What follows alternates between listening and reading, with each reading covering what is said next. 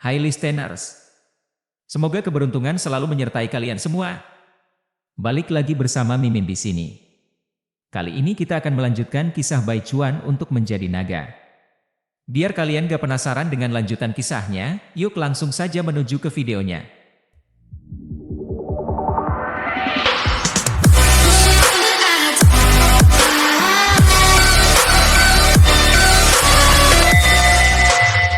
Bab 100, menghadapi yang tidak dikenal, terpesona.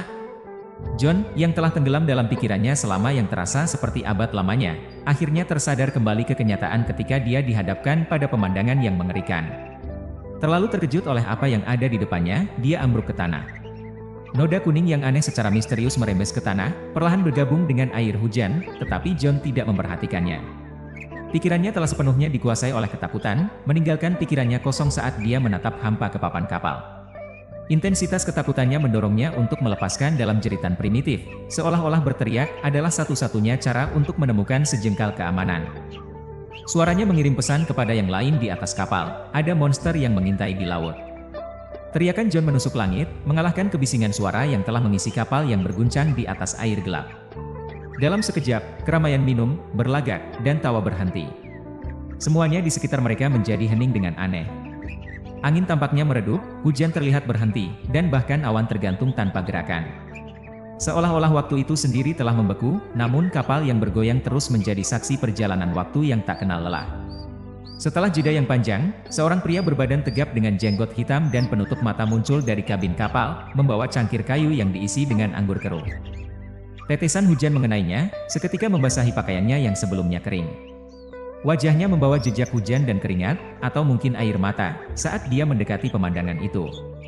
Sebelum dia bisa mencapai John, dia menyaksikan sosok pria yang lemah berguling di tanah, bergantung dengan putus asa pada kakinya seolah-olah dia telah menemukan penyelamat. Wajah John menjadi berantakan, campuran antara hujan, air mata, dan ingus, saat dia merayu dengan putus asa yang memilukan hati, "Kapten, ada monster. Monster di air. Naga dekat. Kita harus melarikan diri." Namun, pria berjanggut hitam itu hanya menatap John dalam diam. Dia mengamati sosok yang menyedihkan di tanah dan merasa penyesalan melandanya. Siapa yang tidak tahu aturan emas di laut ini? Ini bukan kali pertamanya menavigasi perairan berbahaya ini, dan meskipun ini pertemuan pertamanya dengan makhluk yang begitu mengerikan, dia telah belajar pelajaran bertahan penting dari beberapa jiwa yang beruntung yang berhasil lolos dari cengkeraman naga jahat laut ini. Tetap tenang, pura-pura tidak menyadarinya, dan naga jahat mungkin akan menyelamatkanmu. Peluangmu akan lebih baik jika kamu tidak memprovokasinya. Kapal-kapal yang tenggelam di perairan ini selalu milik kru-kru yang percaya bahwa mereka cukup cerdas untuk mengalahkan makhluk itu. Dan sekarang, berkat John, seluruh kru mungkin terancam. Saat pikiran ini berputar-putar dalam pikiran pria berjanggut hitam itu, dia merasakan penyesalan yang dalam karena pernah berpikir dia bisa menyelamatkan dirinya sendiri dengan bersekutu dengan pria yang tampaknya lemah dan bodoh ini. Di saat genting ini, keburukan manusia telah terungkap. Tiba-tiba, kenangan jauh muncul kembali dalam pikiran pria berjanggut hitam itu. Ayahnya yang sudah meninggal, seorang kapten bajak laut berpengalaman, telah memberikan pelajaran berharga. "Ahzi, jika kamu akan menjadi bajak laut, ingat ini, orang jahat dan orang baik mungkin bisa lolos dari nasib mereka, tetapi satu jenis orang dijamin akan mendapatkan akhir yang pahit, bodoh. Jauhkan dirimu dari mereka, karena ketika langit melepaskan kemarahannya, para dewa bisa menghukummu juga." Pada saat itu, pelajaran itu telah terlupakan olehnya, tetapi sekarang, terasa sangat jelas. Namun, tampaknya realisasi ini datang terlambat. Ketika melihat John yang malang, amarah melanda pria berjanggut hitam itu. Dia menjatuhkan cangkir anggurnya dengan sembrono, kaca itu pecah di dek yang basah. Dia menutup mulut John dengan ceroboh dan, dengan lengan lain yang dihiasi dengan kait yang menakutkan, menancapkannya ke perut pria itu. Ketika mata John yang bingung gagal memahami gravitasi situasi, pria berjanggut hitam itu menarik kaitnya, hanya untuk menancapkannya sekali lagi. Kemarahan telah melanda dia, mendorongnya ke dalam keadaan gila dan kekerasan. Namun, saat aksi yang mengerikan ini terjadi, permukaan laut mulai berubah. Dari bawah air yang gelap, bayangan kolosal perlahan muncul di bawah kapal yang kecil dan berayun, permukaannya berkilauan dengan lapisan minyak. Beberapa saat kemudian, ikan kolosal, dengan mudah melampaui ukuran kapal bajak laut, muncul di permukaan dengan kekuatan yang keras, membuat kapal itu bergoyang-goyang dengan bahaya. Panik melanda kru saat mereka terlempar. Namun, ujian mereka yang berombak-ombak jauh dari selesai. Muncul dari kedalaman laut, sepasang cakar besar yang tajam seperti pisau melukai luka besar di ekor ikan raksasa itu dengan suara robekan yang menggelegar. Tiba-tiba, sebuah banjir darah menyembur keluar, seketika mewarnai laut menjadi merah, dan itu mengirimkan gelombang kejut melalui para bajak laut di kapal, membuat mereka berseru dan menangis ketakutan. Pada saat itu, rasanya seolah-olah mereka sedang menyaksikan pertempuran mitos antara makhluk raksasa. Pemandangan luar biasa ini tidak seperti apapun yang pernah mereka alami sepanjang hidup mereka. Jika mereka berhasil bertahan dari ujian ini, mereka pasti akan membanggakannya selama sisa hidup mereka. Namun, peluang mereka untuk bertahan hidup tampak semakin tipis karena perahu terus bergoyang-goyang dengan keras. Dalam skema besar bencana dunia ini, para bajak laut ini tidak berarti. Besarnya peristiwa yang sedang terjadi di sekitar mereka mengalahkan keberadaan mereka. Di tengah rasa sakit yang tak tertahankan, Paus Biru tidak punya waktu untuk mengambil napas dan dengan cepat turun kembali ke dalam kedalaman, mempercepat renangnya. Pada saat itu, suara petir lainnya memecahkan kegelapan yang menyeramkan. Dan cahaya listrik sebentar lagi menerangi laut sekali lagi. Pada saat itu, pria berjenggot hitam yang memegang tongkat kayu di dek kapal melebarkan matanya dengan ketakutan dan memalingkan pandangannya ke langit. Pandangannya bertemu dengan pemandangan yang mengagumkan, naga besar berbentuk ular muncul seakan-akan dari suatu tempat yang tak terduga. Di tengah latar belakang laut yang gelap gulita, naga itu melayang di udara dengan anggun yang tak dapat dipercaya. Tubuhnya yang lentur menyerupai makhluk mitos, dan sisik biru berkilauan dengan cahaya samar-samar yang tak kasat mata di tengah kegelapan. Hal ini disebabkan oleh intensitas badai listrik yang luar biasa, yang menyebabkan kilatan petir menari di tengah hujan deras. Sayap besar naga itu, yang mirip awan yang tergantung di langit, menghasilkan dentuman guntur saat mereka memukul udara. Tekanan angin yang besar membawa banyak uap air, hampir membutakan pria berjenggot hitam itu.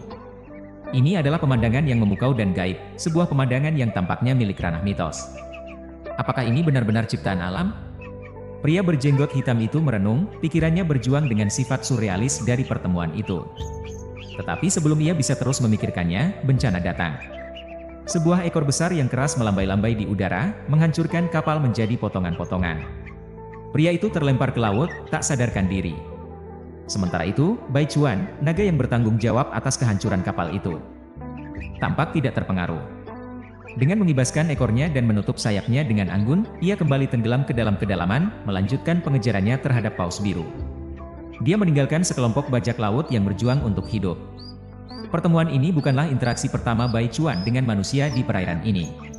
Awalnya, ketika ia tiba di benua tempat kekaisaran berkembang pesat, ia telah menjelajahi laut ini, mencari berbagai kemampuan biologis. Ia telah berpapasan dengan manusia berkali-kali. Interaksi awal mereka ditandai oleh kejutan saling, tetapi seiring waktu, Bai Chuan menjadi terbiasa dengan keberadaan mereka dan mengabaikan mereka, melanjutkan aktivitasnya. Namun, ketidakpedulian baik hati itu ditanggapi dengan permusuhan oleh manusia. Berpuluh-puluh kali, kapal-kapal mengikutinya, bahkan beberapa melancarkan serangan.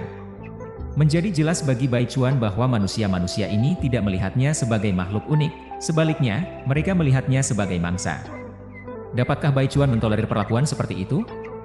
Jika ia melakukannya, maka bertahun-tahun evolusinya akan sia-sia.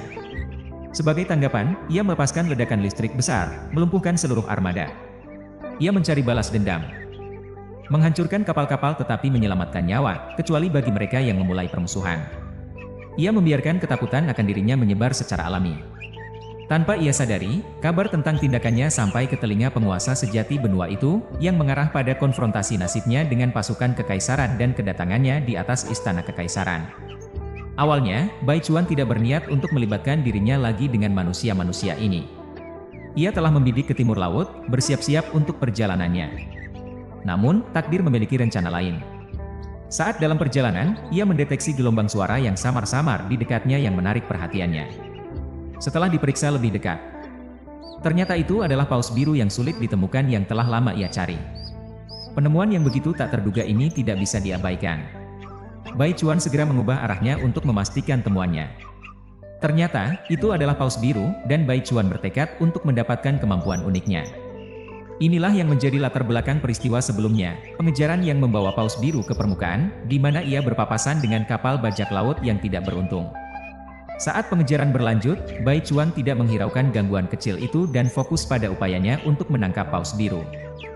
Bai Chuan mengamati makhluk yang tangguh, mencatat ketangguhan luar biasanya dalam bertahan hidup meskipun telah menerima luka fatal yang akan membunuh makhluk lain. Ada kejutan menarik dalam ketahanan makhluk ini, karena tampaknya merupakan hasil dari keengganan Bai Chuan untuk mengakhiri hidupnya di lokasi mereka saat ini. Meskipun ukuran makhluk tersebut sangat besar, Bai Chuan ingin menyelesaikan situasi ini di luar kedalaman laut. Alasan keputusan ini terletak pada kekhawatiran bahwa darah yang tumpah di dalam air bisa menarik predator lain. Ini adalah pendekatan yang agak pemalu, tetapi Bai Chuan, protagonis, akhirnya memilih untuk menjaga tingkat rasa hormat dan kewaspadaan terhadap laut dalam sampai dia secara menyeluruh menjelajahi seluruh luasannya. Dalam pandangan Bai Chuan, ini bukan tentang ketakutan tetapi lebih tentang pengakuan akan kekaguman mendalam terhadap yang tidak diketahui. Rasa rendah hati ini menjadi prinsip panduan baginya, sebagai pengingat bahwa di hadapan kedalaman misterius, adalah kerendahan hati yang dapat memperpanjang eksistensi seseorang.